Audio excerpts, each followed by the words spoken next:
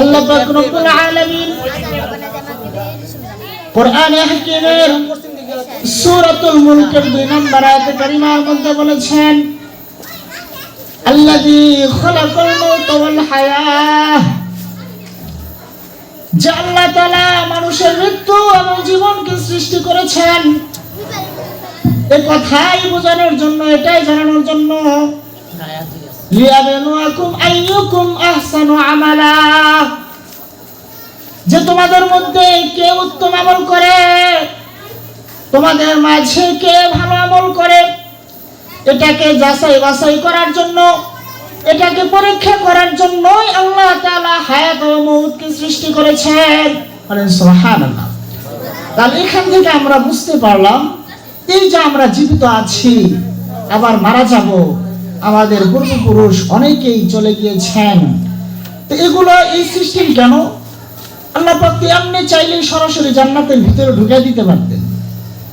তো আল্লাহ পাকের নিয়ম এটা না। আল্লাহ পাক এই সামান্য দুনিয়াতে অল্প হায়াতে পাঠিয়েছেন, এটাই পরীক্ষা করার জন্য যে কারা নেক কাজ করে আর কারা ভালো কাজ করে। তো আপনাদের সামনে যে হাদিস তেলাওয়াত করেছি, আমি আজকে একটু বিশেষভাবে মা বোনদের সম্পর্কে কিছু আলোচনা করব। পুরুষ যারা আছেন তারা তো বিভিন্ন জায়গায় বিভিন্ন আলোচনা শুনে থাকেন, কিন্তু মা বোনদের সম্পর্কে তেমন কোনো আলোচনা শোনা হয় না। তো চর এলাকা বা বিভিন্ন এলাকার মা বোনদের অবস্থা দেখলে মনে হয় যে আল্লাহ তাআলা মনে হয় মা বোনদের উপরে কোনো বিধানই নাজিল করেন। তারা মানে এমন ভাবে তাদের চলাফেরা, মনে হয় তারা কেমন যেন আল্লাহ পাকের হুকুম আহকামের বাহিরে তারা। আসলে বিষয়টা এরকম নয়। আল্লাহ তাআলা যেমনি ভাবে পুরুষের উপরে তার বিধিবিধানকে তার হুকুম দিয়েছেন ইবাদত করার জন্য, তেমনি ভাবে মহিলাদেরকেও আল্লাহ পাক হুকুম করেছেন। তো কোরআনে কারিমের অন্য একটি সূরা, সূরাতুল আহজাব, এই সূরার 35 নম্বর আয়াতে কারিমার মধ্যে নারী এবং পুরুষ সকলকে লক্ষ্য করে 10টি বৈশিষ্ট্যের কথা উল্লেখ করেছেন। কয়টি বৈশিষ্ট্য? 10টি বৈশিষ্ট্যের কথা উল্লেখ করেছেন। এই 10টি বৈশিষ্ট্য, 10টি গুণ যারা অর্জন করতে পারবে, আল্লাহ তাআলা তাদেরকে 2টা পুরস্কার দিবেন। একটা পুরস্কার হলো আল্লাহ তাআলা তাদের গুনাহ হয়ে থাকলে গুনাহগুলো ক্ষমা করে দিবেন এবং উত্তম প্রতিদান দান করবেন, মহা প্রতিদান দান করবেন, অর্থাৎ জান্নাত দান করবেন। বলেন সুবহানাল্লাহ। তো আমরা তো সকলেই জান্নাতে যেতে চাই, ঠিক কিনা? তো দেখেন হাদিসের মধ্যে নবীজি কি বলেছেন, যে আর দুনিয়া মাতা, পুরা দুনিয়াটাই হলো সম্পদ, আর পুরা দুনিয়ার মধ্যে সবচেয়ে শ্রেষ্ঠ এবং উত্তম সম্পদ হলো নেককার মহিলা। বলেন সুবহানাল্লাহ। অন্য একটি হাদিসের মধ্যে বলেছেন, খুবই চমৎকার ভাবে বলেছেন, কোন মা বোন যদি 4টি আমল করে, কয়টি আমল?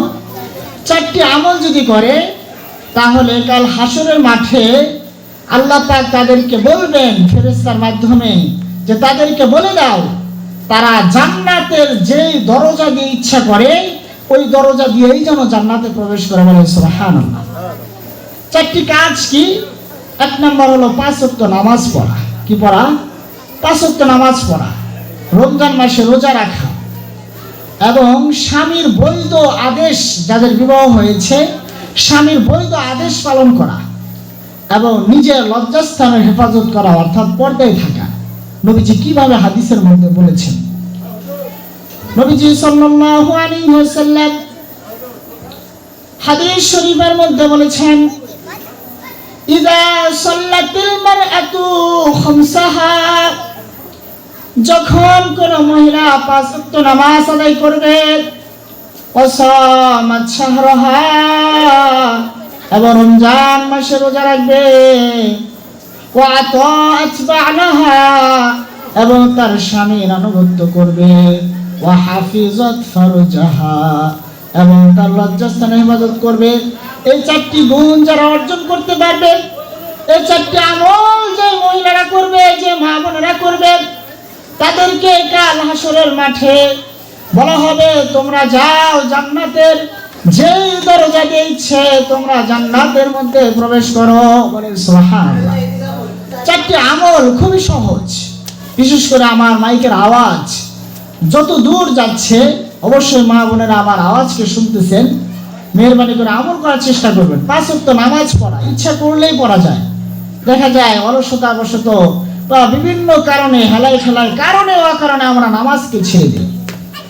রমজান মাসে রোজাও আমরা অনেক মহিলা, অনেক মা বোনেরা রোজা রাখে না এবং স্বামীর আনুগত্য করে না, বৈধ আনুগত্য, এবং নিজেদেরকে পর্দায় রাখে না। মনে করে যে পর্দা, নামাজ যেরকম ফরজ, পর্দা করাও তেমনই ফরজ, কিন্তু অনেকের মাঝে গুরুত্বই নেই। আল্লাহ পাক আমাদের মা বোনদেরকে আমল করা তৌফিক দান করুন, সকলে বলেন আমিন। তো নেককার নারী যারা হয় এদের ব্যাপারে কবি কি বলে?